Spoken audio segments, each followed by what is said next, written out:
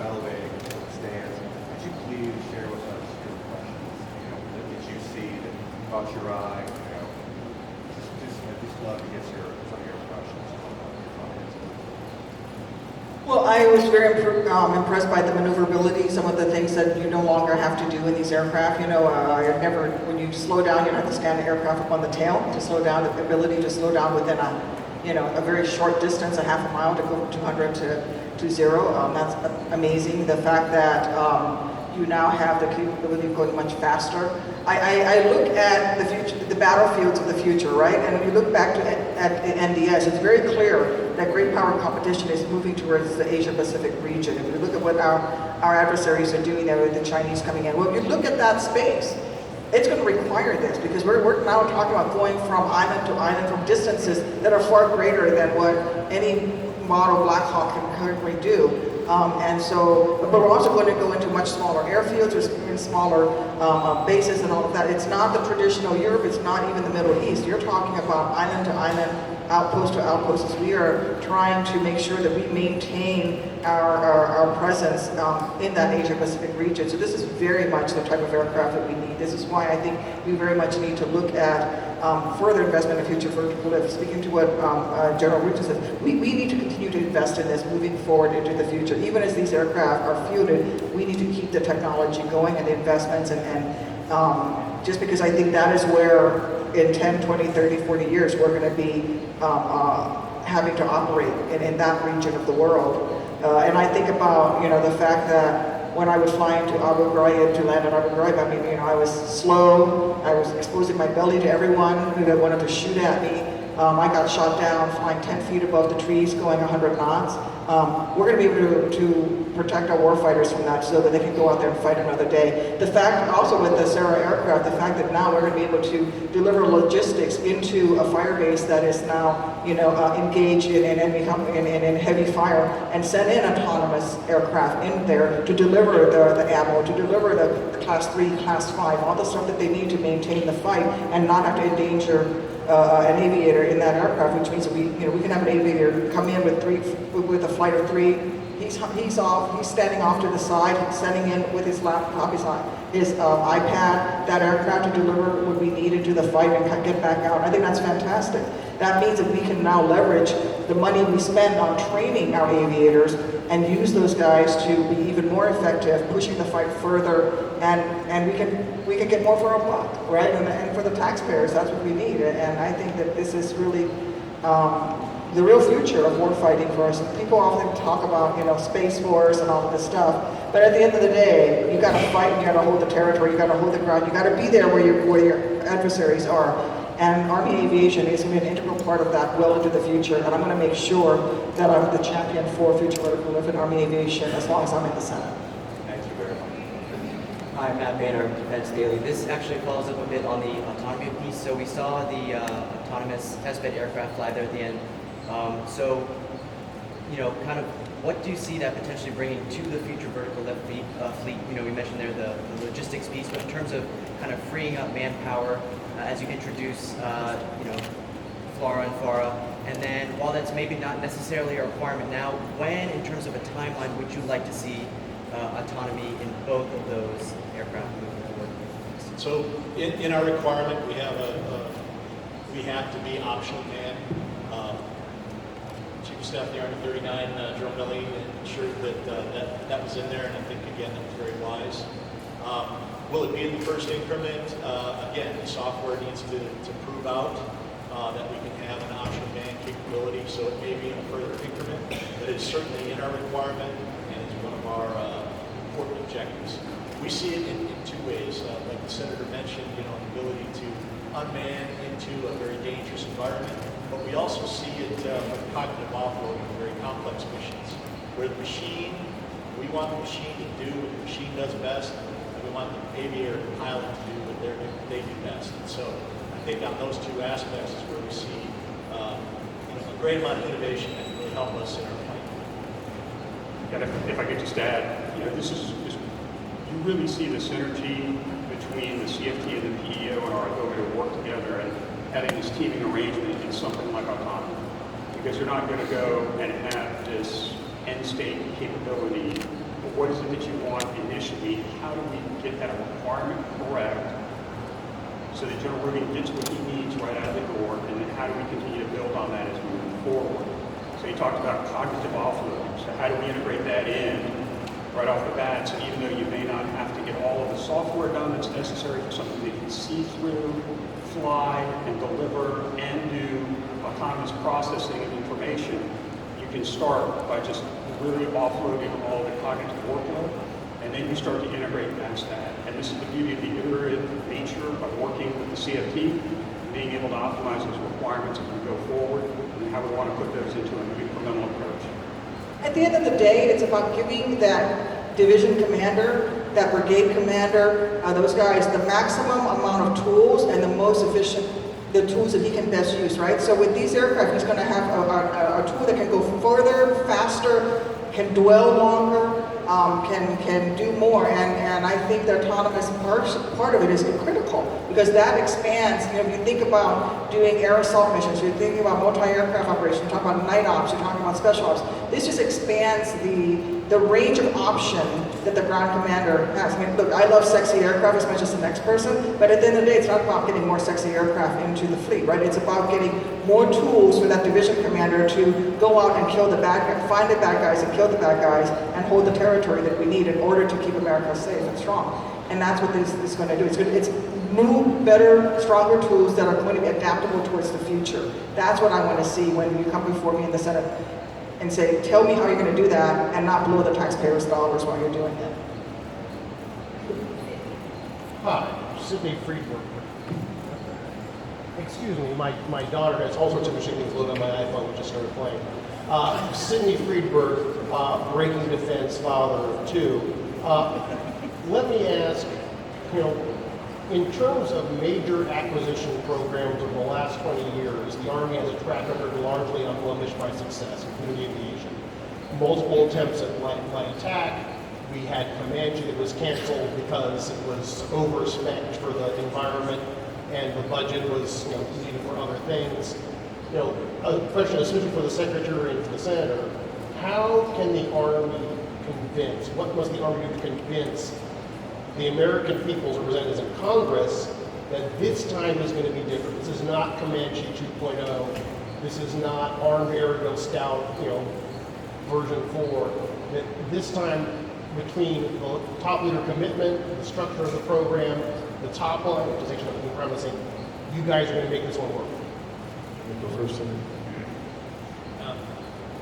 Well, I mean, you have an opinion. I think the Comanche helicopter was extraordinary what they created. It just cost too much. And the Army made a decision, it was right when I entered the Pentagon about over a decade ago, of just they couldn't afford it. They couldn't scale it across the formation. And it took a lot of courage for the leadership team not to do that. And then they took the preponderance of the aviation dollars and they upgraded everything in the system.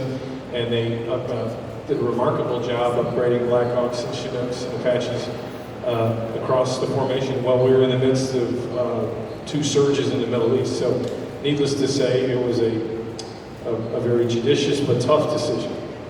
Now, what's different about this time, we're organized very differently against the problem this time. That they have brought the requirements organization closer together with acquisition. There's much greater clarity on requirements definition and decisions that are being made, but it is about leadership. The Army leadership for the last 3 years has been shoulder to shoulder on all of these decisions. We've made very difficult choices divesting legacy program, and there's going to be more of that. And whether, you know, however the process goes over the next couple of years, leadership are going to make tougher and tougher decisions because we have to bring these new capabilities into formation. So I think that institutionally we're very different in how we're postured with the Army Futures Command working with the ASAL. So the behavior is different, the culture is different, but institutionally those changes have been made. And to the Senator's point, we don't have a choice. We're running out of letters to upgrade the existing platforms.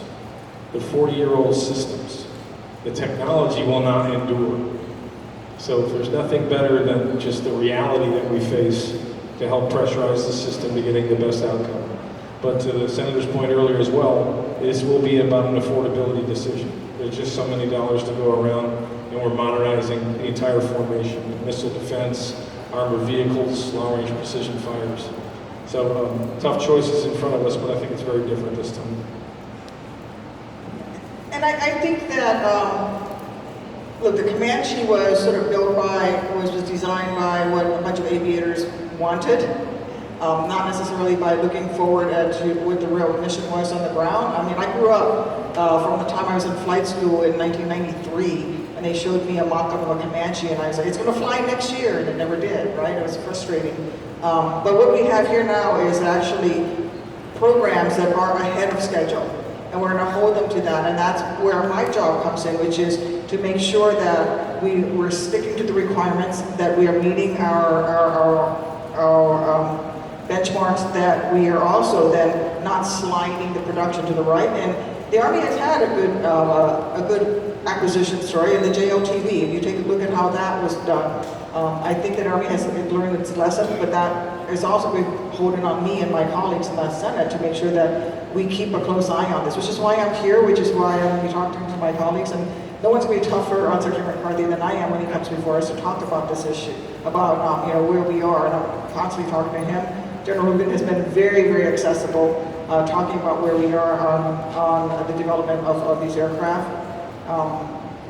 But it's going to take vigilance. We can't continue to meander in terms of what we want these aircraft to do. It's why I said, one of the first things I said was, this is an Army aircraft. We need to keep the Army mission in hand first. If the other services want to fall in behind and develop something afterwards and tweak it for what they need, that's fine. But we cannot build a Franken aircraft, right? We can't build a Franken attack recon aircraft that's going to meet the Marines' need and the Navy's need and the Air Force's need and the Army's need. I'm sorry, they're different missions. You can't have that. So let's laser focus on what Army Aviation needs to do for that Army ground commander to execute his mission. And then everything else will fall in behind. But I'm going to keep an eye on it. Everything look, what we spend here means money we can't spend on something else. It means, I want to get more heavy lift aircraft, and I want to get more sea lift into the waters for logistics and all of that. That all competes. So yeah, this is, I got a personal bet towards this, but not so much that I'm going to blow the taxpayers' money either. Tim Martin, Shepherd Media. General Rugen, just on fire, do you see it as being almost spoiled for choice? Because you have 5 candidates and there's different technologies, from coaxial technology to designs with wings to one design that hasn't been made public. But what can you say of, are you spoiled for choice effectively? Well, yeah, it's been very competitive. So we started with 8 to the Senators. We awarded early. So we were 9 weeks early on the award to the 5 OTAs in April of last year. I do agree that it's a very competitive space, but what I will say is we're currently in a quiet period because of the source selection. So I am very pleased with what industry has come in with. They certainly showed with significant investment of their own dollars last year to compete, and that's, I think, what's different, right? We are in a heavily competitive environment. The industry has heard us loud and clear that we're going to follow through as the number 3 Army modernization priority, FEL, and the Army series. So we certainly saw that in spades from industry.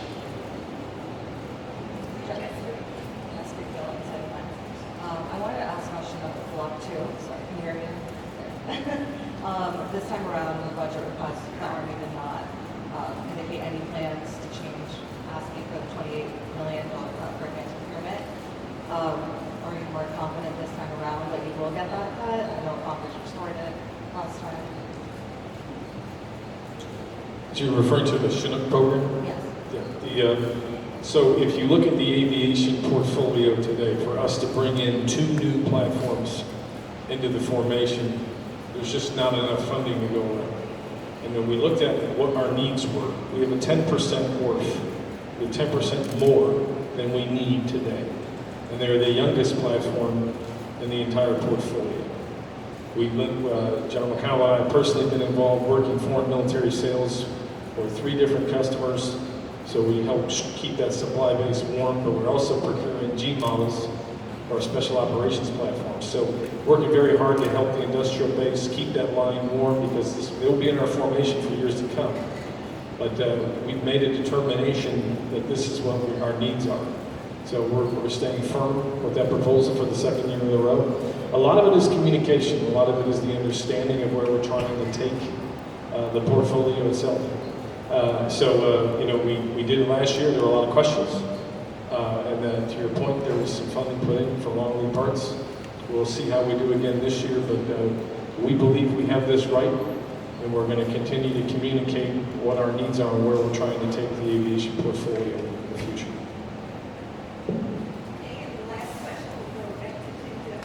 Hi. This question is actually for you, Senator Duckworth. In the FY21 budget request, we're already seeing some cuts, particularly to Black Hawk procurement. There was a tough decision on Chinook Block 2 last year where Congress actually injected some more funding into that.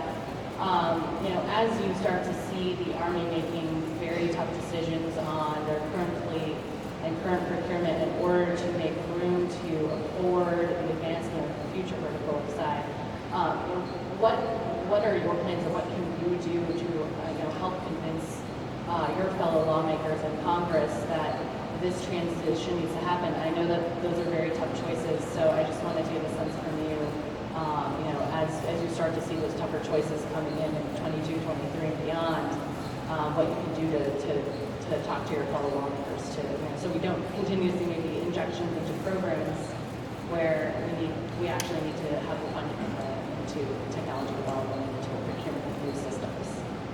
But that's all part of it, right? Everybody has a sacred cow, and every state has a sacred cow, and we haven't even started talking about Chinook modernization for National Guard, for example, right?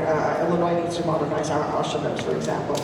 But I think this is, as long as we're having an honest conversation about where the Army's priority is, and as long as the Secretary of the Army is very clear that this is what we need for the warfighting future, we can have those conversations and realize that, okay, maybe we can do things differently in other ways and not spend as much money on other programs. I'll give you an example. I'm a big proponent for logistics, investment in logistics. We're now talking about not necessarily buying new hulls for sea lift, but actually buying used ships for sea lift in order to free up some money, because it costs a lot less to buy a used ship than it is to build new. And so those are the kinds of decisions we have as members of SASC, and we'll continue to do that. And I think that what we need to do is really focus on what is the mission, what is it that we want DoD to do, and I think this is where the NDS is really critical, and updates to the NDS as to where do we see our fight happening, where do we see where the great power competition happening, where's it going to be taking place, and then building around the defense budget around that, much more so than, okay, well, my state builds ships and my state, and making sure that we meet all of those political needs. Those will always be there, but I think it's very clear with Future Vertical Lift that this is something that we need for our nation, and this is something that the Army is actually doing a very good job of developing. Will they stay on this nice glide path that they're on? Let's hope so, but we're going to keep an eye on them. And be very cognizant of every decision that we make to put more money into this program means that that's one less boat that we're buying, that is one, it's coming from somewhere else. But as long as Army puts this as priority, duty puts this as priority, we'll be sure to fund it and make sure that our warfighters downrange get what they need.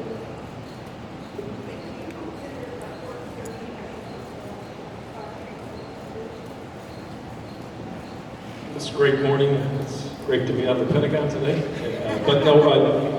Look, very exciting with what we saw today. It's making this decision very difficult for us, but that's what you need to do. It's very encouraging with the participation that we've seen in the investment from industry. So very grateful for this morning and look forward to making this decision next month. Thank you very much.